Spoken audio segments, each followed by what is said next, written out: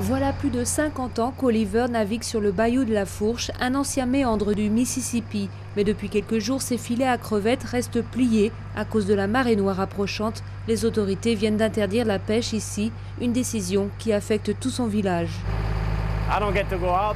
Si je ne sors pas pêcher, le vendeur d'essence ne vend pas. Les marchands de glace ne vendent pas. L'épicier ne vend pas. Le quincaillier ne vend pas. Ça fait du mal à tout le monde, pas seulement à nous.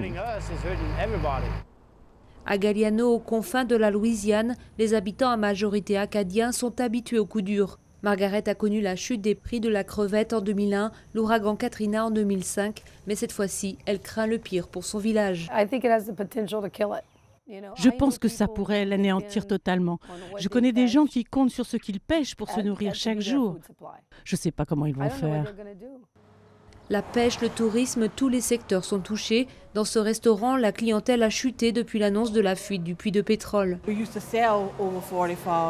Avant, on faisait plus de 45 couverts au déjeuner et maintenant, on en vend une vingtaine.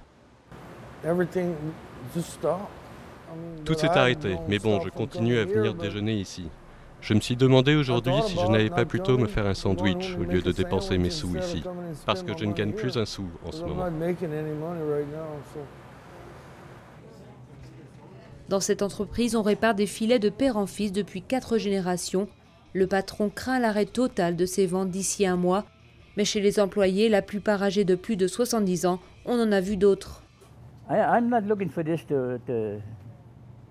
ne pense pas que l'industrie va mourir, pas tout de suite. Je crois pas que ça va crever. Vous comprenez? La nappe de pétrole de près de 3 km² a déjà commencé à souiller les marais et le phénomène pourrait empirer avec la saison des ouragans. Mais quoi qu'il arrive, les Acadiens installés dans la région depuis plus de 250 ans comptent bien y rester.